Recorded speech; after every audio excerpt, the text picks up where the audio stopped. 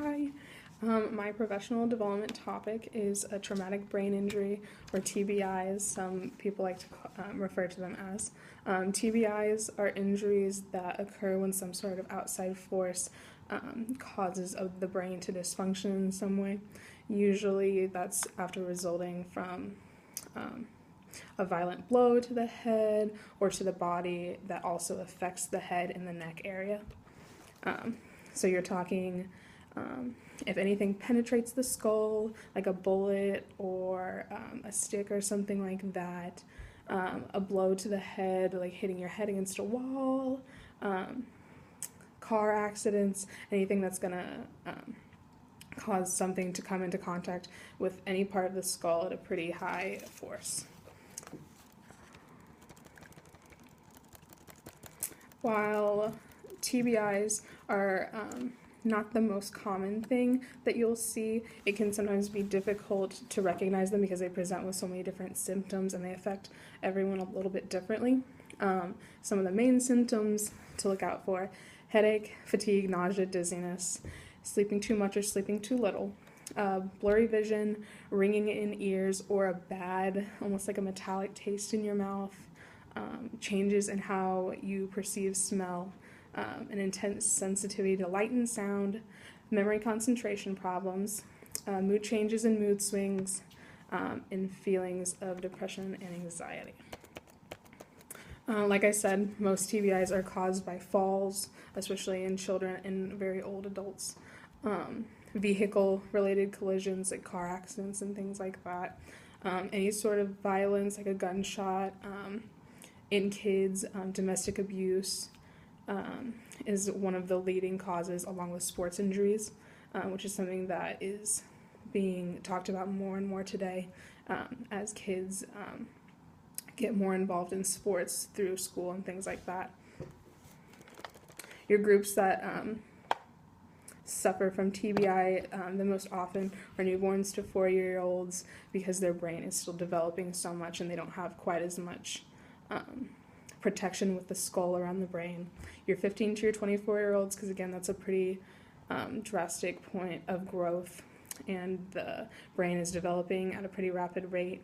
And then 75-year-old and older, just because they're getting to the point in their life where the brain isn't able to protect itself as well because everything's starting to deteriorate, the muscle capability, reaction time, and things like that. They don't have the ability to protect themselves in a fall.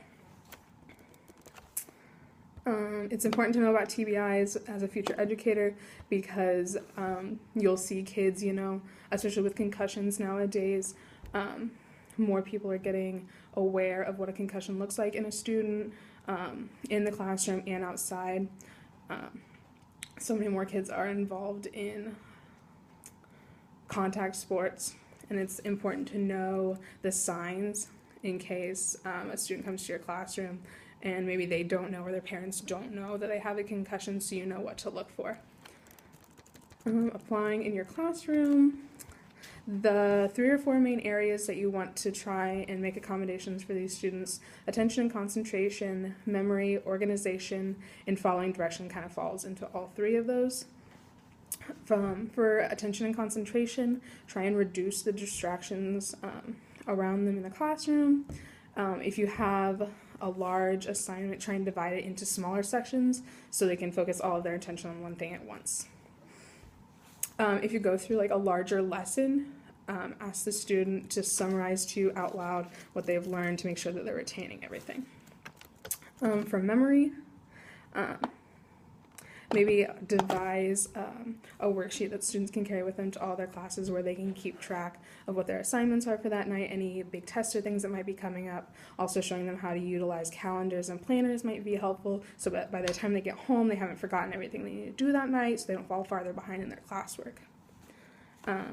Utilizing checklists, color-coding their materials, so if they have a binder, a folder, and a notebook all for one class, maybe all of their science materials are in green and all of their math materials are in blue, so they can keep all those straight.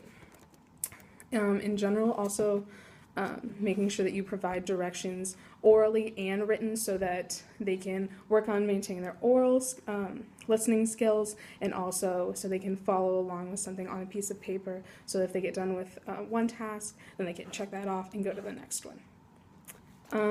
Overall, TBIs can be difficult because they do present themselves so differently in students, and most of the time you will have a little bit of a heads up if you think a student might have a TBI, but you could always have students that don't know and their family may not know. So it's important to know the warning signs so that you can address those adequately. Thanks.